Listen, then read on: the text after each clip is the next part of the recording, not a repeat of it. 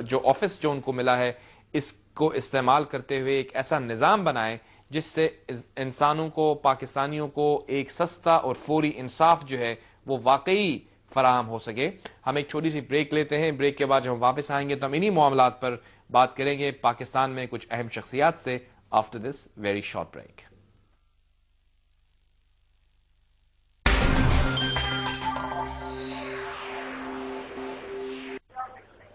جاوید صاحب بہت شکریہ فار دا کمنٹس۔ یقیناً اس میں وکلاء کا بہت رول ہے، سول سوسائٹی کا بہت رول ہے، پولیٹیکل فورسز کا بہت رول ہے، اور میں یہاں یہ بات بالکل آؤٹ آف کانٹیکسٹ نہیں ہوگی اگر میں یہ بات ضرور اس میں ایڈ کروں کہ ساری تحریک میں پیپلز پارٹی کے لیڈرشپ کا، ہماری شہید قائد محترمہ بے نظیر بھٹو کا، جو اس تحریک میں نہ صرف شامل تھیں بلکہ گرفتار ہوئیں، ہمارے کارکنوں نے کراچی میں، اسلام آباد میں شہادتیں پائیں، اس تحریک کے سرخیل بھی ہمارے کارکن تھے، اور جب یہ ہماری گورنمنٹ آئی تو سب سے پہلے وزیر اعظم صاحب نے نہ صرف جج صاحبان کو جو سب نظربان تھے ان کو رہا کیا بلکہ ان کی مراعات اور ان کی تنخواہیں فوری طور پر جاری کی، اور یہ فیصلہ اور یہ اعلان کیا کہ ہم جج صاحبان کو بحال کریں گے۔ اس وقت ہم نے جو ایک کانسٹیٹیوشنل وے آؤٹ نکالا تھا ریسٹوریشن آف ججز کا، اس پہ میجورٹی آف دا ججز نے ہمارے نقطہ نظر کو ایگری کیا، لیکن ہمارے باقی کچھ ساتھیوں نے اس پہ ایگری نہیں کیا، وہ کلا کے کچھ تنظیموں نے، ان کے ساتھیوں نے، تو ہم نے کہا ٹھیک ہے، وہ ان کا احتجاج تھا، الحمدللہ آج ہم نے ان کا نقطہ نظر مان لیا اور ہم کسی ڈیڈ لاک میں نہیں جانا چاہتے تھے۔ اس ساری قوم مبارکباد کی مستحق ہے، اور جاوید صاحب میں ایک بطور سیاسی کارکن کے، سیاسی طالب علم کے سمجھتا ہوں کہ اس طرح سے احتجاج جو ہوتا ہے اگر اس کا کنکلوژن ٹھیک ہوتا ہے، پازیٹیو ہوتا ہے، تو قومیں سیاسی طور پہ بھی اور شعوری طور پہ بھی سے سیکھتی ہیں۔ یہ ہمارے لیے ایک عمل ہے جس سے ہمیں اپنے رائٹ سے آگاہی بھی ہوتی ہے، اپنی طاقت کا اظہار بھی ہوتا ہے، جو وقتی طور پہ شاید گورنمنٹ پہ پریشر ہوتا ہے لیکن over all for the nation this is very good. تو یہ ساری قوم کے لیے مبارکباد ہے۔ صدر صاحب نے، وزیر اعظم صاحب نے اس معاملے پہ بڑا ٹائملی ٹیک اپ کیا ہے۔ پہلے دن سے ہمارا صرف اتنا مسئلہ تھا کہ چونکہ ہماری گورنمنٹ آنے سے پہلے ہی جسٹس عبدالحمید ڈوگر صاحب as chief justice of Pakistan لے چکے تھے، ان کو ہٹانا یا کسی بھی جج صاحب کو اپنی سیٹ جی ہاں بالکل، اور یہاں پہ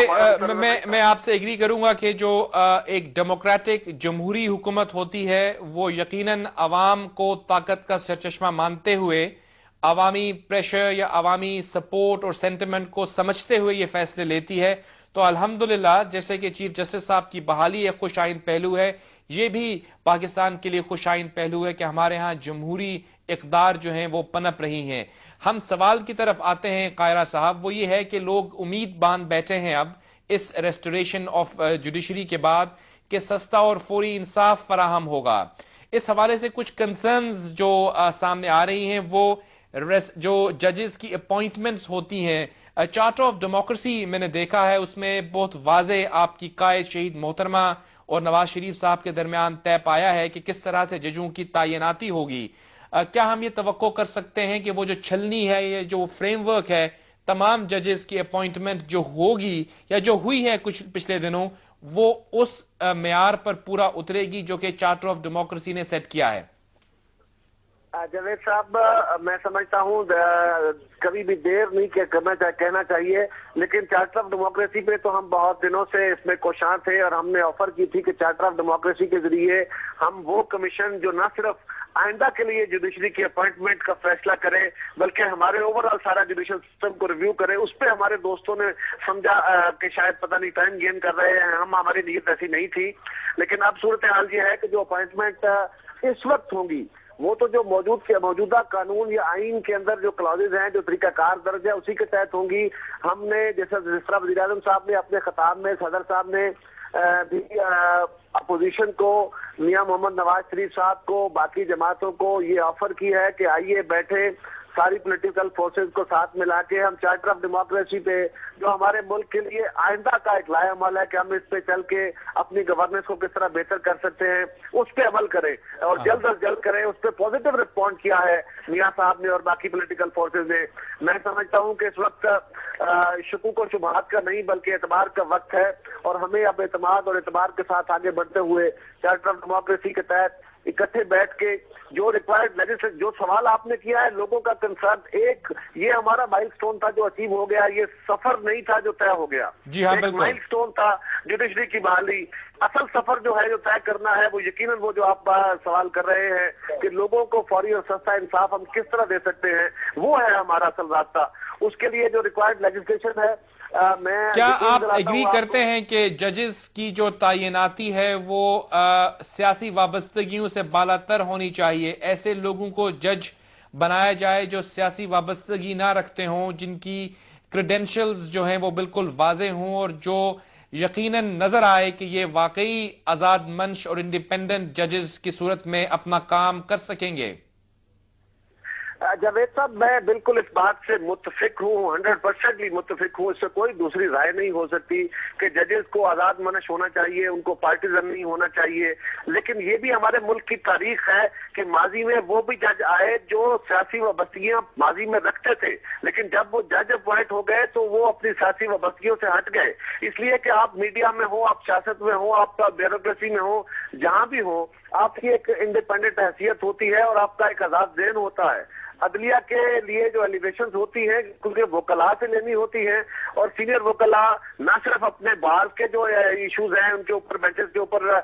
وہ سیاسی طور پر وابستہ ہوتے ہیں، بلکہ ان کی کوئی نہ کوئی افیلیشن بھی ہوتی ہے۔ سوال یہ ہے کہ آفٹر ایلیویشن ان کا جو ٹیلٹ ہوتا ہے وہ اپنی جماعت یا اپنے نظریے کی طرف نہ رہے، بلکہ پھر وہ امپارشل ہو کے صرف ایک جج کے طور پہ بہیو کرے۔ یہ ماضی میں ایسا بالکل رہا کہ چند وہ جج افراد بھی جج بنائے گئے جو سیاسی وابستگی رکھتے تھے، لیکن اس کے بعد انہوں نے مکمل طور پہ آنیسٹ ججز کا رول ادا کیا۔ ہمیں بھی توقع ہے کہ انشاءاللہ تعالی جو ہم آئندہ کا لائحہ عمل طے کریں گے، اس کے تحت جو جوڈیشری ہم ایلیویٹ کریں گے وہ بالکل امپارشل کام کریں گے۔ حکومت اس پہ مکمل طور پہ، چیف جسٹس صاحب پہ بہت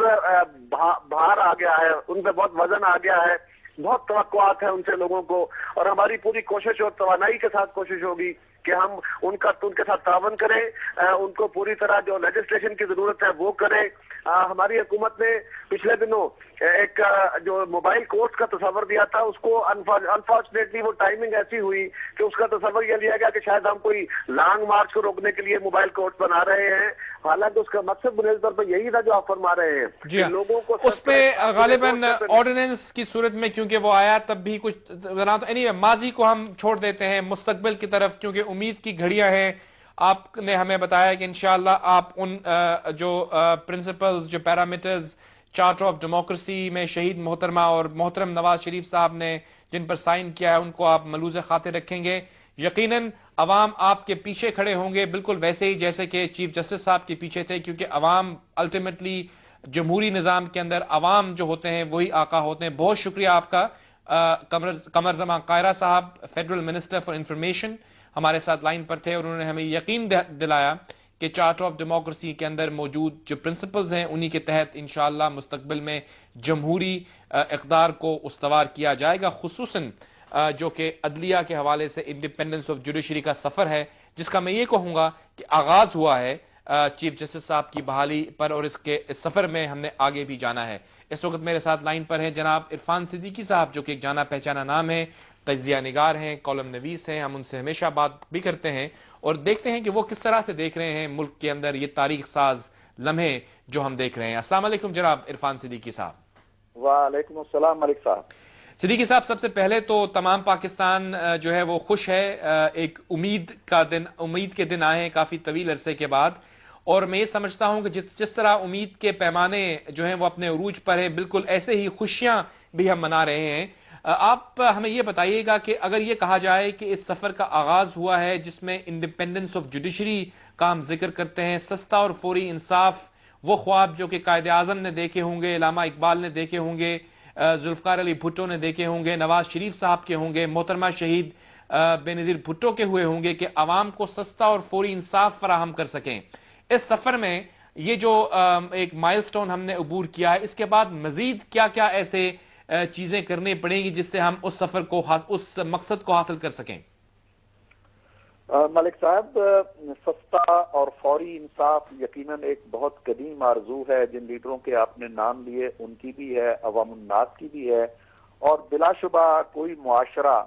انصاف کے بغیر قائم نہیں رہ سکتا۔ حضرت علی المرتضیٰ کا بڑا اہم